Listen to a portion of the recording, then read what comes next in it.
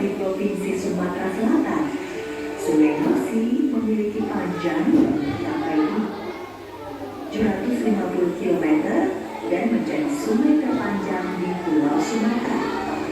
Pada aliran sungai yang melintasi kota Palembang dengan nama Pulau Kemarau. Pulau Kemarau sebenarnya adalah sebuah delta di sungai. Bagaimana kisah ceritanya? Mari kita simak dalam penuturan berikut ini.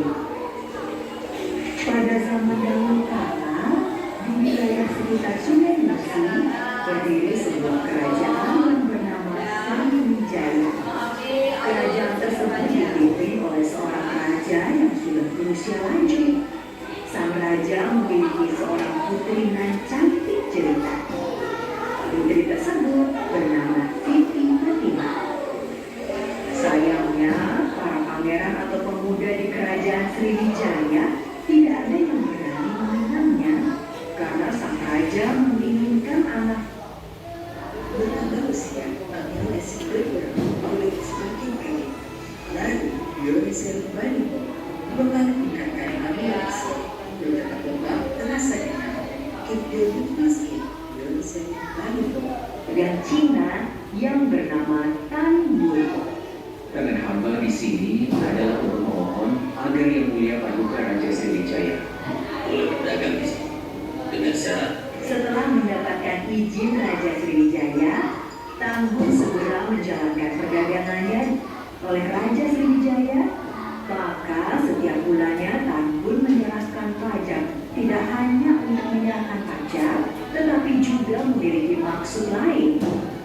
Yang mulia, sebagaimana bulan-bulan sebelumnya, hamba datang untuk menyerahkan pajak. Ini tidak hanya untuk menyerahkan pajak, hamba juga ada tujuan lainnya. Tujuan apakah itu, Dan? Dia berpikir sejenak. Meskipun datang ke Sriwijaya sebagai pedagang, namun Tambun juga anak dari Raja Cina. Aku bisa menerima pinanganmu untuk putriku, tapi dengan satu syarat. Apakah syaratnya, yang mulia? Kamu harus menyediakan 9 biji berisi emas sebagai mas kawin. Raja Sriwijaya setelah mengirim surat ke ayahnya, Raja Cina, sebuah kapal yang 9 biji emas tersebut, bagian atasnya ditutupi dengan daun sawi agar biji-biji tersebut disembunyikan pada sebuah rut. Segera naik ke atas kapal, hendak Tambun pun dengan diantar seorang prajurit. Mana biji-biji emas itu? Namun, alangkah terkejutnya dia setelah melihat biji-biji tersebut. Yang aku minta adalah emas. Kenapa yang dikirim malah sayuran busuk ini? Apa kata Raja Sriwijaya jika yang dikirim ternyata hanyalah sayuran busuk, bukan emas? Tanpa berpikir panjang dan tidak memeriksa terlebih dahulu, segera melemparkan biji-biji tersebut ke dalam Sungai Musi. Ketika mengangkat biji terakhir, Tambun tersandung dan biji tersebut jatuh hingga pecah. Dan di bawah sayuran yang segera naik ke geladak kapal dan berbicara kepada prajurit pengawalnya. Pengawal, kenapa kamu tidak bilang bahwa emas-emas itu dinutupi oleh sawi? Mon dan prajurit Cina tersebut segera melompat ke dalam Sungai Musi dan menyelam. Hari semakin sore, namun Tambun dan pengawalnya belum juga mati. Kamu selalu malu mengawalku.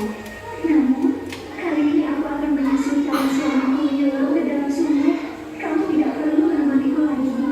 Doakan saja semoga aku selamat. Namun, jika suatu saat nanti ada tumpukan tanah di sungai ini, berarti itu kuburanku. Belum sempat Dayang mencegahnya, Siti Fatimah sudah melompat ke dalam sungai. Dayang yang setia itu telah berkokok. Tiba, Dayang melihat gundukan tanah muncul dari dalam Sungai Musi. Itu artinya Siti Fatimah telah meninggal dunia. Gundukan tanah tersebut lama-kelamaan menjadi sebuah pulau. Dinamakan Kemarau karena pulau tersebut tidak pernah tergenang air meskipun Sungai Musi sedang banjir.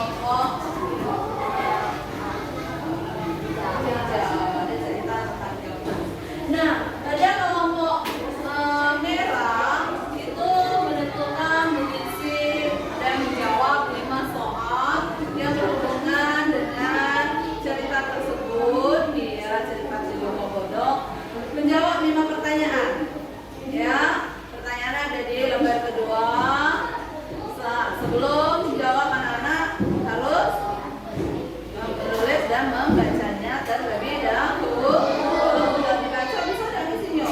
Tidak bisa. Iya. Jadi dibaca berdiskusi bersama kelompoknya ya. Menentukan menjawab 5 pertanyaan yang berkaitan dengan menentukan unsur-unsur esensi. Yang kelompok kedua, kelompok kedua tugasnya berbeda, yaitu membuat map atau peta pikiran yang sering kita ini. Nah ya, kita sudah membuat peta pikiran seperti ini sudah. Boleh tidak terlalu nak bentuknya kotak, boleh bentuk bulat-bulat, awan-awan. Dari cerita yang berjudul si Peyumpin, tentukan di situ berdasarkan juga 5 unsur esensi. Bisa? Bisa. Nah. Kelompok hijau. Nah, kelompok hijau tugasnya agak berbeda. Membuat suatu drama pendek dari cerita Peyumpin. Jadi masing-masing anak memiliki satu peran, ya, berdasarkan cerita Peyumpin.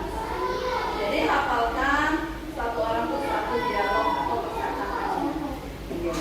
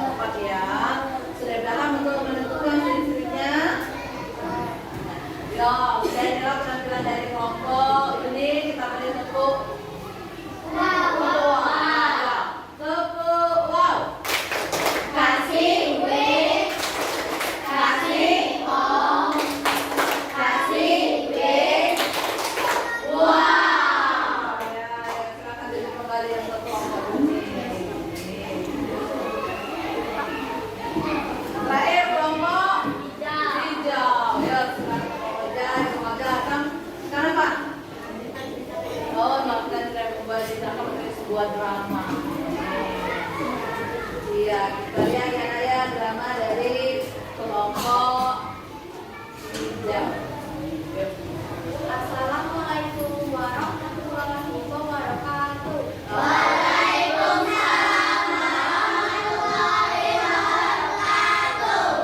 Kami dari kelompok hijau akan menampilkan cerita pendek yang berjudul Kemas. Legenda berjudul Kemas ini berasal dari Jawa Timur. Dalam legenda ini menceritakan mengenai seorang putri kerajaan yang dikutuk menjadi seekor keong dengan tangkangnya yang berwarna emas. Saat itu, hiduplah seorang raja yang mempunyai dua putri cantik bernama Dewi Galuh dan Chandra Kirana. Mereka hidup bahagia dan berkecukupan. Suatu waktu datanglah seorang pangeran tampan bernama Raden Ulu Kertapati yang hendak melamar salah satu putri raja, yakni Chandra Kirana.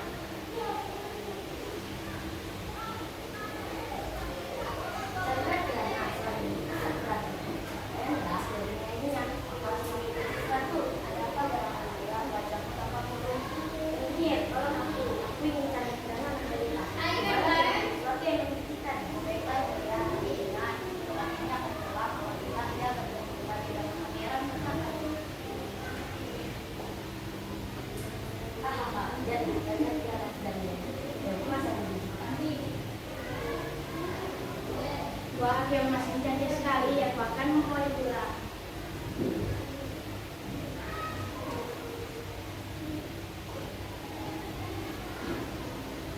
Dari mana semua makanan ini? Wah, ternyata yang masih hidup semuanya terjadi cantik. Nenek, jangan takut, saya akan menjelaskan apa butuh kalian. Aku tidak akan kembali ke Bali sebelum menemukan jalan. Wow, sekali aku menemukan rumah untuk menikah selesai. Wow, aku menemukan mengaku sudah ayo kembali ke kerajaan. Alah, Dewi Galuh ini dari Kemas. Chandra Kirana, Pak. Chandra Kirana. Ayo, dan aja apa yang telah kau lakukan. Saya rela, Chandra Kirana,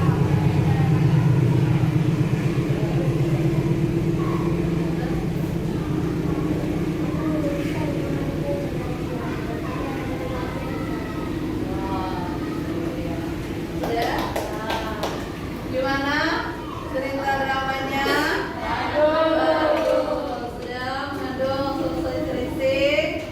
Sudah, ya. Jadi kita beri tepuk apa nih? Oh, tepuk keren. Coba tepuk keren. Keren, keren. Keren, keren. Keren. demikianlah cerita pendek dari kelompok hijau kami. Ya, dan terima kasih. Waalaikumsalam warahmatullahi wabarakatuh. Ya, sudah saya silakan dulu ya.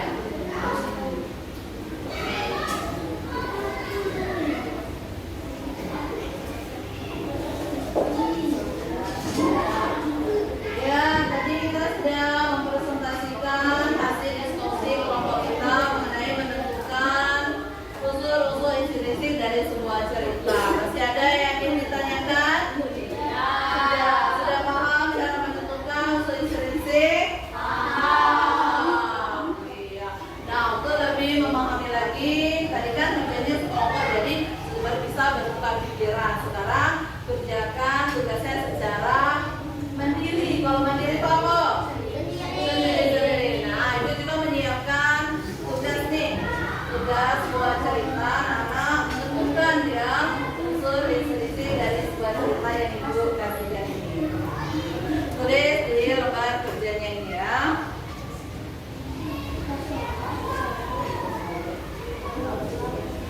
Kerjakan secara sendiri-sendiri, bertanggal berdiskusi dengan teman.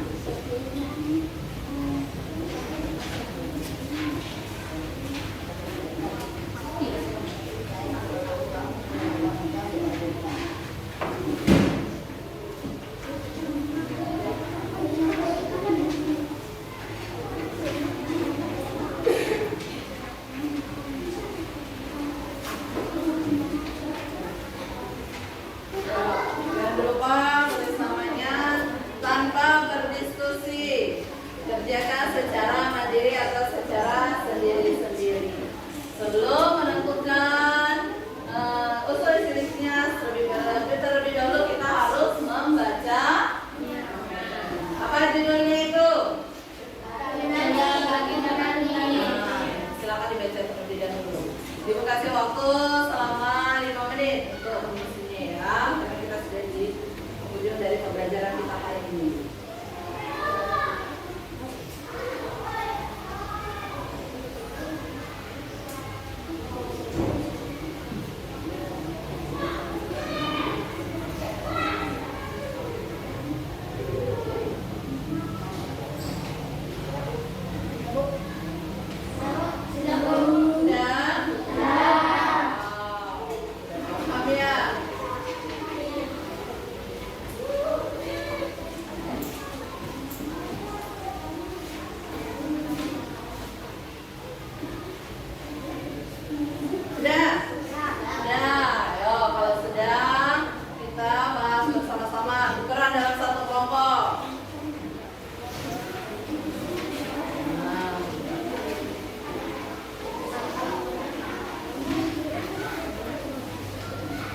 Ada berapa soal yang harus dikerjakan? Ya, yang pertama siapa? Oh, dari situ, dari kelompok itu dulu Ani. Apa nih nomor 1 nih? Bapak utama seorang gadis, bapak tambahan dari gadis. Nah, yang lain gimana dengan jawaban Ani? Setuju. Sama ya? Oh, berarti sudah paham cara menentukan tokoh utama dan tokoh tambahan. Hah? Lanjut yang kedua. Yo, ya. Di mana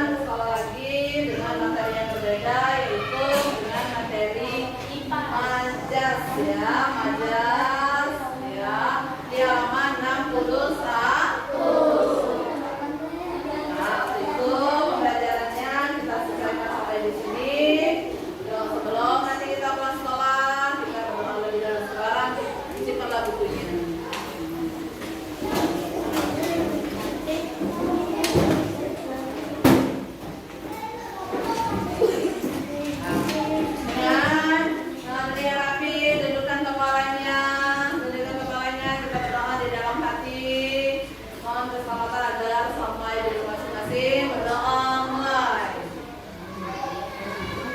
Berdoa selesai. Dan akhiri dengan ucapan Wassalamualaikum warahmatullahi wabarakatuh.